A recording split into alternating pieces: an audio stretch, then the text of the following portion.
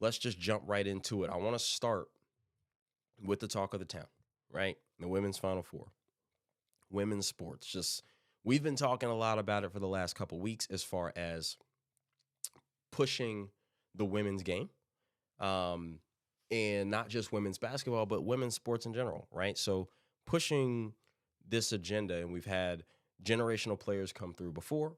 We have generational players now. We're finally getting some popularity for the sport of women's college basketball. And it all kind of came to a head, right? Last year, we had a whole bunch of momentum, and the conversation was, how do we keep this momentum? And I'm saying we, just as us, as a culture, as a basketball culture, as a sports culture, how do we keep that momentum for women's basketball? And then how do we turn that momentum into like momentum for women's sports? So it all kind of came to a head this past weekend. We had after the great weekend before, right, with Juju versus Paige Bueckers and Caitlin Clark versus Angel Reese, and South Carolina doing what South Carolina does, NC State pulling 2 upsets in the same weekend and going to the Final Four. We had the matchups of the South Carolina girls, who were undefeated, against the North Carolina State girls, who started the year unranked and ended up as a 3 seed and making it to the Final Four. They're always talented. They're always talented, but it's just a matter of just kind of how they're going to play. And on the other side, we had 2020's number 4 player in the class, Caitlin Clark, best player in the sport, against 2020's number 1 player in the class in Paige Bueckers, who, when they were freshmen, was the best player in the sport. She'd been battling injuries. So, and UConn's just a championship factory. So you kind of, it was you knew it was going to be great, right? So Iowa versus LSU broke records. I think it came in at like 12.3. And then Iowa UConn broke that record. As far as women, 12.3 million. But anyway, we'll get into all that. So we'll start with South Carolina and North Carolina State. I was watching all of these games. I actually sat in front of, and if you follow me on Twitter, you'll see that I tweeted this. I sat in front of my TV from 6:48 p.m. to midnight, basically. Right? I watched the game. It was South Carolina, NC State at sorry, that was the week before with USC and UConn, and then LSU and Iowa. But this time I still sat in front of my TV. I think I missed the first 10 minutes of NC State, South Carolina, but at halftime, South Carolina was only up 1. And then in the second half of the third quarter, they won the third quarter 29-6. Started the quarter on like a 18-1 run or something like that. And just South Carolina was inevitable. They have been inevitable all year. They had some hiccups. Even in this tournament, they kind of gave some leads, but I want to say they led the nation, or at least were second in the nation in point differential in the third quarter. Very similar to what we used to get from the 2015 to 2020 Warriors, right? The third quarters, they came out, and it's just like that barrage, but only it wasn't bombing threes. It was just, we're too big inside, offensive rebounds. We're going to finish. We're going to make it difficult. We're going to bang, bang, bang. You might be able to do it when you're fresh for one quarter and a half, but when your shots stop falling, and when ours don't fall, we're getting the rebound and we're just beating you up and busting you up and da-da-da. That's the kind of stuff that happens. And so that's basically how it went for NC State, right? And NC State, I don't want to say they were super outmatched as far as talent-wise, right? Like, they have girls, right? They can play. But they weren't ranked this season, and the reason was because we weren't quite sure how good NC State was going to be. They're good. They're young. They will get better. And they've got a coach who's been there, done that. So, but South Carolina was really primed. This is the redemption season. Last year, losing to Caitlin Clark in the Final Four. They were undefeated last year. So it was the matchup of, we've been here before. We're on a mission. You guys are a great story, and you guys are good. You're not as good as us. We're going to impose our will. Pretty much. I mean, they did the whole game, and like we said, as just time goes on, having a rebound, having a body on you every time, it wears you down. And then once you start missing shots, and then you got to come on the defensive end, and it's like every time you miss, they're getting the rebound. Every time they miss, they're getting the rebound. Every rebound feels demoralizing. Every bucket feels demoralizing. You can't get a 3 to go down, and then they start hitting them, and it's just like, And it's just a barrage. And that's how it was with the Warriors, with KD in them. That's how it was with the Miami Heat, with LeBron and D Wade in them. That's just how it was. Once it started, it almost felt like you couldn't stop it. It was worse. It was nosebleed. You just couldn't stop it. And that's what South Carolina was to NC State. Kudos to the NC State girls doing something no one thought they were going to do this year. And they can build on that for the next years and moving forward. The other game was UConn versus Iowa. Of course, this is the game of the controversy, right? So you had in my opinion, I love Juju, but in my opinion, you had the two best players in the sport in Paige Bueckers and Caitlin Clark.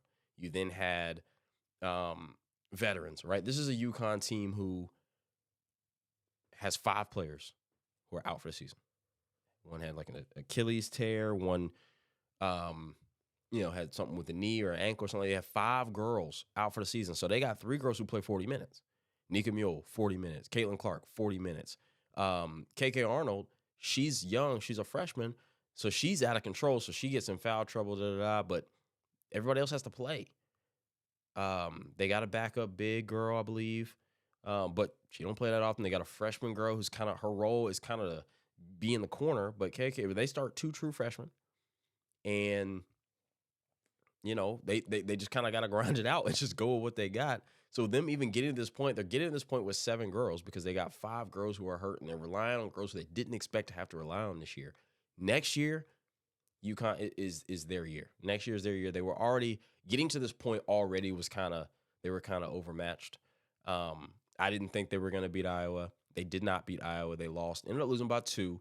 Of course, I'm sitting here watching the game screaming because for whatever reason, Gino will not give Paige Bueckers the ball. I'm on Twitter like, yo, give her the ball, give her the ball. Then they're down 1 with the ball, 8 seconds left. They run a play. Nika Mule runs down the court, passes to Paige, who's posted up, who then hands it back off to Becker. She runs off of a crackback screen, moving screen on Aaliyah Edwards. Couple things about that. One, was it a moving screen? Yes. Do you call that moving screen at that moment in the game with less than 6 seconds left? I mean, part of me could say, okay, well, what's the point of having calls if you're only going to choose to call them in certain moments, right? An illegal screen being an illegal screen, it's not any more or less illegal, whether it happens in the first quarter or the fourth quarter. I get that. So part of the argument is you got to call it. There was a moving screen. She was moving. If you look from, the chest up, it looks like she's standing still. She might have chicken winged her arm a little bit, but they don't typically call that. But if you look from the waist down, she's not set. Her feet aren't really set. She's leaning. I mean, it was a moving screen. Did Gabby Marshall sell it a little bit for Iowa? Maybe. It was a moving screen. Okay, but the second part about that is you've got 8.1 seconds left. It's a very complicated play. It requires a pass in bounds, a pass to Paige, a pass back, a screen to possibly another pass. That's a complicated play to run in 8 seconds. And while when it was opening up, it did work. It's kind of like sometimes you got to give your best player the ball. You got to put her in something that's going to be like they gave her the ball to make a read. Okay, they gave Paige Bueckers the ball to make a read, and she didn't even get a chance to make the read. She would have made the right read, which was a pass to Aaliyah Edwards, and if the help would have came, they had somebody boom right there on the block. It was a beautiful play, but they had called Aaliyah Edwards for a moving screen twice already in that game. I saw her get called for a moving screen at least once against USC. She moves on the screens. Okay, and I wouldn't be surprised if Iowa's coach before the game said, "Hey, and watch her because she moves during screens, right? To get the refs, hey, look, guys, she moves during these screens now. Let's just make sure let's make sure we stop this stuff." And you got called for it. So of course, everybody, you can't call that, right? Diana Taurasi and Sue Bird and Brianna Stewart are all on like the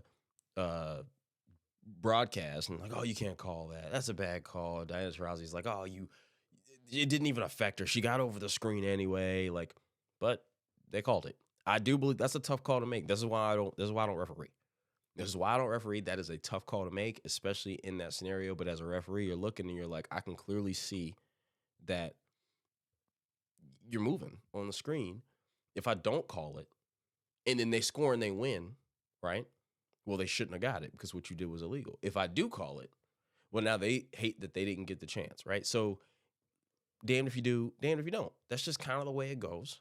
It didn't go UConn's way. But again, This was not UConn's year. This is very similar to what I told people about North Carolina. I'm a North Carolina Tar Heels fan. We lost in the Sweet 16 to Alabama, but I never thought that this North Carolina team was going to win the championship.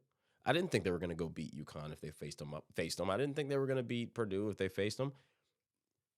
It was just kind of, you just hope, and the farther they get, the more you hope. But in reality, I never really thought they were going to win, and that's how I felt about UConn. I felt if UConn would have beat Iowa, the game we just saw this weekend would have been worse. So Iowa gets the 2-point win, and on top of that, everybody was mad about UConn, the call, blah blah blah. Caitlin Clark goes to the line up 1, makes the first free throw, misses the second. All UConn has to do is grab the rebound, call timeout. You can advance the ball, and you got however much time. Well, of course they don't get the rebound.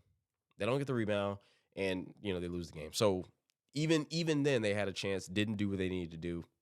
It cost them. It happens. It's basketball. It was still a great game to watch. And then that game broke the record that the Iowa LSU game set just the week before, just the round before in the Elite Eight. So that was cool to watch. And then, of course, you got the championship game, South Carolina and Iowa came out hot.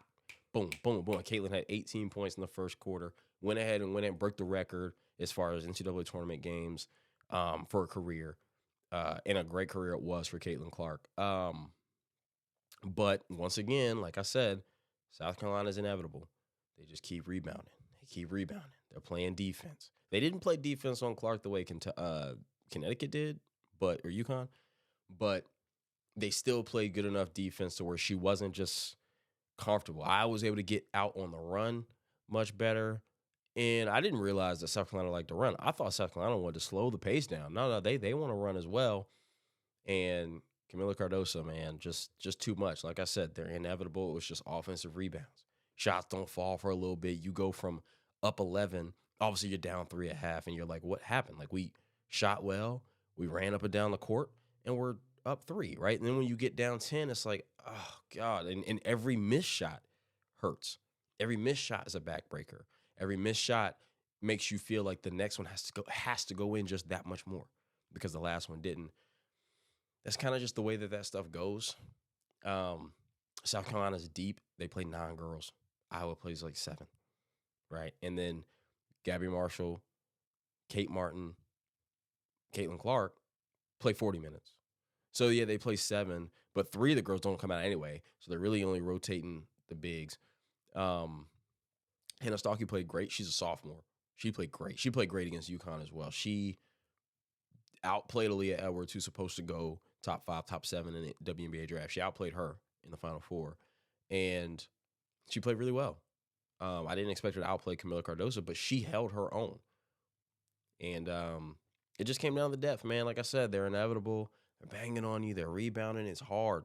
It's hard. Anybody who's played basketball, I played basketball up until college, until I just got out of shape.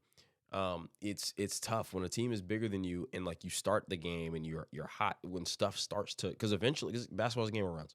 Eventually, the threes you were making at the beginning, you don't make them forever. And so they got to the point where they weren't making the threes as much, while South Carolina was just 2 points. Oh, you missed 3. 2 points. Oh, you missed the 3. 2 points. 2 points. Every single time. So it happens. It sucks. South Carolina ends up winning. I want to say they won by like 12, 87-75 or something like that. And the game was closer than that. And it was a good game. It was entertaining to watch. Dawn Staley got her championship. And the thing that people don't really realize about South Carolina is this. South Carolina probably should have been three-peating here.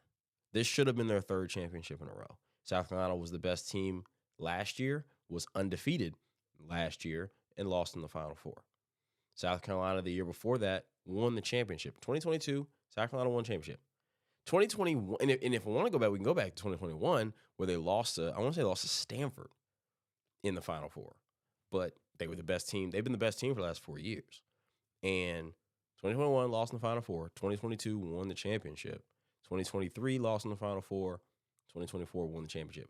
It's hard to win those things. And they were the best team the last 4 years and still only got 2. So because that's just how it goes. Because with basketball, especially in the NCAA tournament, the reason people love it so much is because the best team doesn't always win. It only takes one day, and that's how you get Cinderellas. It's not the NBA where it's a 7-game series, and like eventually the better team, the better coach is going to get the best of the inferior team or inferior coach. That's not the case in college basketball. It only takes one, and that's the magic of it as well. So props to South Carolina. That's 2 championships in 3 years. Could have been 4. Dawn Staley is cementing her legacy as a coach. She was already a great player, but she said she never got a championship. And then of course, Caitlin Clark, who had already announced she was going to go pro. It was her last game regardless. She stood there. I was impressed. You know, you expect to see people cry. I do know losing in your very last game when you know it's your last game is a little bit less, right? Like when you lose in the second round, oh, I didn't know it was already going to be over. So it hits you like sudden. But you can kind of mentally prepare yourself like this is my last game no matter what. So you're not crying about it being your last game. You're more just upset about the loss, right? And she stood there and her teammates were breaking down and they were struggling to keep it together, and she was able to be strong. And she didn't really show any tears. I mean, you could see that she wanted to, but she stayed strong. She went to the podium. She answered all the questions. She wasn't short with nobody. She wasn't angry or bitter. She gave props to Dawn Staley, who gave props to her. And Caitlin Clark was aware of her impact. A lot of people sometimes either want to downplay or like they don't know, that they don't like really realize. And I don't even think she really realizes, but she understood the assignment. She understands who she is and how, one, she gives credit to her coaches and her teammates and how it's not just her, it's the whole Iowa team. She never uses I or me. She always says we, us, which I can commend. She's going to be a great pro. She's going to go number 1. I think the Indiana Fever have number 1, and they had number 1 last year, and their number 1 pick last year was Aaliyah Boston, who was on the South Carolina team that Caitlin Clark beat last year. So they're going to be teammates now. But yeah, man, it was great to watch Iowa basketball I won't say these last 2 years. I'll say last year in a tournament, right? Because I mean they did something special, and those girls should hold their heads up. They did great things, sold out all their stadiums, all that good stuff. And now we're to the point where we're having GOAT talk, right? So everybody kind of tried to talk about it before. Remember, Jay Williams said that stupid stuff, like she can't be counted in with one of the greats until she wins a championship. Like people try to like context is important, right? So Caitlin Clark doesn't have any other 5 stars, you know, and like UConn is a championship factory. Brianna Stewart going to UConn and winning 4 championships and being the best player on 4 championship teams is impressive. Yes, we just talked about how hard it is to win. I just talked about with Dawn Staley how they were the best team the last 4 years, only got 2. So it's hard to win. I understand that, but also winning at UConn versus winning at Iowa, to me, is different. Just to me. So her not getting a championship doesn't hurt her. Maybe I won't elevate her all the way to the best of all time. Greatest of all time and best player I've ever seen can be different and coexist at the same time. Is Caitlin Clark the best player I've ever seen, like laid eyes on? Yes. I was too young for Candace Parker. I was too young for Diana Taurasi to really understand what was going on. I understand Caitlin Clark. Love Paige, but I'm going Caitlin Clark. I think Juju, she's only a freshman, but Juju could surpass her just that fast, right? In 2 years, 3 years, she could surpass her. So, but right now, Caitlin Clark is the best player I've ever seen. I love Maya Moore, all right?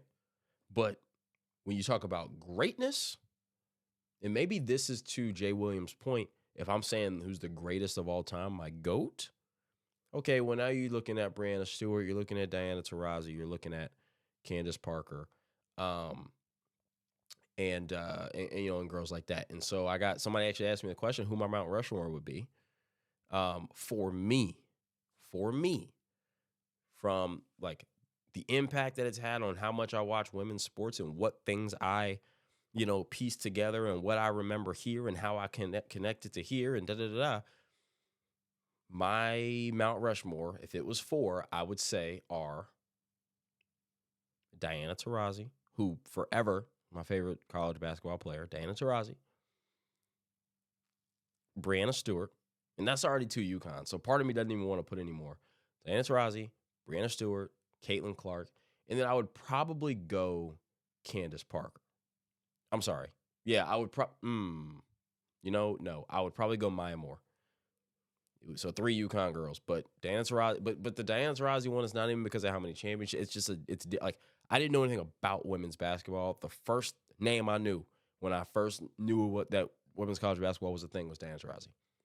And I was so interested in watching her that it made me interested in watching stuff. And that's why I even know who UConn is. So I always give her the nod no matter what. So that's just where it is for me. Maya Moore, Diana Taurasi, Brianna Stewart. I can't ignore 4 championships in 4 years, and you're the best player every single time. And then Caitlin Clark. And Mount Rushmore always changes, man. Like I said, it could be 3 years from now, I could go back and be like, it's Juju. Right? And it's going to be hard because of what Caitlin Clark did for the women's game. It's about more than just who scored the most points, who had the most assists, most rebounds, all the records. It goes beyond that. It's about what you did culturally. And so I'll give Caitlin Clark the nod there. And I don't know if Juju will catch her from that standpoint, but maybe Juju wins the championship. And she breaks all the records that Caitlin Clark broke, because I think that Juju as a freshman is doing more than Caitlin did as a freshman. I think. I don't know the numbers. Don't quote me on that one. But I think that's the case. So, yeah, man. Shout out to the women's basketball, man, who gave us a great tournament. It's been entertaining. They bounced and capitalized on the momentum from last year's tournament into this year, and now hopefully they'll start, like I mentioned before, marketing the stars so that they can, have even more momentum moving forward. And the WNBA can build on the stars that were already made in college, and so on and so forth. So, Dawn Staley, salute to you. Caitlin Clark, salute to you. Paige Bueckers, salute to you. All of y'all, salute to y'all. Y'all are great. All of you girls who are making women's college basketball what it is. You're great. Elle Duncan and the crew on the doing the calls, on the commentary, in the pregame, postgame, halftime. Y'all killed it too. It was great. It was great. And I really appreciate that from y'all.